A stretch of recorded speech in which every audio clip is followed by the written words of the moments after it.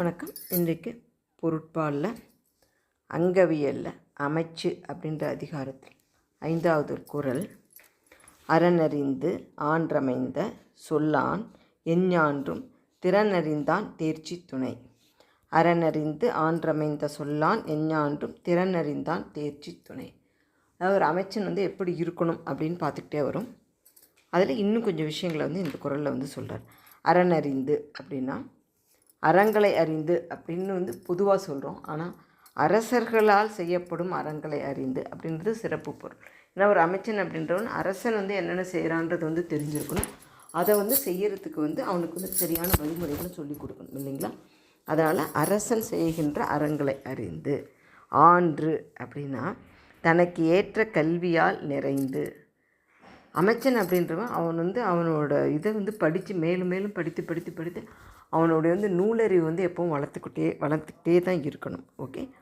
அமைந்து சொல்லான், இங்கே அமைந்த சொல்லாய் உடையவனாய் அப்படின்னு பரிமேழகர் பொருள் எழுதுகிறாரு. அமைந்த சொல்லாம் ஒரு விஷயத்தை அந்த அரசனுக்கு புரிகிற மாதிரி அந்த கல்வி அறிவோடு இந்த சொல்லுகின்ற பக்குவம் அப்படின்னு சொல்லுவாங்க இல்லையா. ஒரே விஷயந்தான் ஒருத்தர் சொல்லும்போது நமக்கு உடனே கேட்கணும் போல் தோணும். ஒருத்தர் சொல்லும்போது என்னடா இப்படி சொல்கிறாங்க அப்படின்னு சொல்லி தோணும். ஆக இந்த சொல்லுகின்ற முறை அப்படிங்கிறது ரொம்ப ரொம்ப முக்கியம். அதுதான் அந்த சொல்லான் அப்படின்ற வார்த்தையால் திருவள்ளுவர் சொல்கிறார். ஏன்னா சொல்லுகின்ற விதம் ரொம்ப முக்கியம். அது ஒரு அமைச்சனுக்கு இயல்பாக இருக்க வேண்டிய ஒரு குணம். சரி. எஞ்ஞான்றும் அப்படின்னா எக்காலத்தும். அந்த எக்காலத்தும் அப்படின்றத நம்ம பின்னாடி இன்னும் விளக்கமாக பார்க்க போகிறோம். எக்காலத்தும் திறனறிந்தான், வினை செய்யும் திறன்களை அறிந்தவன். ஒரு வினையை செய்யறதுக்கு நம்ம பார்த்தோம் நிறைய வழிமுறைகள் உண்டு. அந்த வழிமுறைகளில் எந்த வழிமுறை எளியதாகவும் நிறைய செலவில்லாமல் நிறைய மனிதர்கள் தேவைப்படாததாகவும் ஆனால் பயன்களை அதிகமாக கொடுக்கறது, அந்த மாதிரி அந்த வழியை தேர்ந்தெடுக்கக்கூடிய அறிவுடையவனாக அமைச்சன் இருக்கணும். திறனறிந்தான் தேர்ச்சி துணை. தேர்ச்சி துணைனா அவர் எல்லாவற்றுக்கும் இந்த அமைச்சன் தான் துணையாவான் அப்படின்னு சொல்கிறார். சரிங்களா. அப்போ என்னென்ன குணம் இதில் சொல்லியிருக்காங்க பாருங்கள். அரசனுக்குரிய அறங்களை தெரிஞ்சிருக்கணும், நல்ல கல்வியறிவு உள்ளவர்களாக இருக்கணும், அந்த கல்வியறிவோடு அவருடைய அனுபவ அறிவையும் சேர்த்து சொல்லுகின்ற சொல்லாட்சி மிக்கவராய், அவர் சொன்னால் இதுதான் சரி அப்படின்னு செய்யக்கூடிய அளவுக்கு அந்த சொல் இருக்கணும். அப்படி இருக்கணும். எஞ்ஞான்றும் அப்படிங்கிறது ஒரு அரசன் அப்படிங்கும்போது பார்த்திங்கன்னா அவங்களுக்கு இந்த வாழ்க்கை முறையில் நிறைய மேடு பள்ளங்கள் வரும். ஒரு சமயம் நிறைய பணம் இருக்கும், ஒரு சில சமயத்தில் பணம் இருக்காது, ஒரு சில சமயத்தில் இடைப்பட்ட நிலையில் இருக்கும்.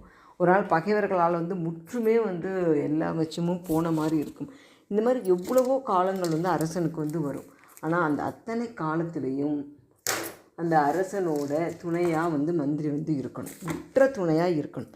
வேறு யார் அரசனை விட்டு பிரிந்து போனாலும் இந்த அமைச்சன் போகாதவனா நம்பிக்கைக்குரியவனாக இருக்கணும். அப்படிப்பட்ட அதுதான் எஞ்ஞான்றும் அப்படின்னு சொல்கிறார். சரிங்களா. ஆக ஒரு அரசனுக்கு துணையாக இருக்கக்கூடிய அமைச்சன் எப்படி இருக்க வேண்டும் அப்படிங்கிறத இந்த 5 பாட்டிலையும் சொல்லியிருக்கு. முதல் பாட்டிலேருந்து ஆரம்பித்து இந்த பாடல் வரைக்கும் திருக்குறளில் 5 திருக்குறளில் அமைச்சனுடைய இயல்புகளாக சொல்லியிருக்காரு. இந்த அமைச்சனோட இயல்புகளாக சொன்னது இன்றைக்கி நம்ம முதலே பார்த்தோம். அமைச்சர்களுக்கும் பொருந்தும், அமைச்சர்களோட செக்ரட்டரியாக இருக்கிறாங்க இல்லையா, அவங்களுக்கும் பொருந்தும். நமக்கும் வாழ்க்கையில் பார்த்திங்க அப்படின்னா நம்ம எல்லாருமே யாராவது ஒருத்தருக்கு ஏதாவது ஒரு சமயத்தில் அப்படி உற்ற நம்பிக்கைக்குரிய தோழனாக இருப்போம். ஒரு வாழ்க்கை துணை அப்படின்றதே அந்த மாதிரி தானே. கணவனுக்கு மனைவியும், மனைவிக்கு கணவனும். ஆக நம்ம எல்லாருக்குமே இது தேவை. அதனால் இந்த தகுதிகளை நம்ம வளர்த்துக்கணும். ஒரு சில சமய விஷயங்களை சொல்கிற முறையிலேயே கேட்க தோணும். நல்ல விஷயம் கூட சொல்கிற முறையில் கேட்க வேண்டான்னு தோணும். அதெல்லாம் நம்ம பார்த்து நடந்துக்கணும். சரிங்களா. நன்றி, வணக்கம். நாளை அடுத்துக்கிறோம்.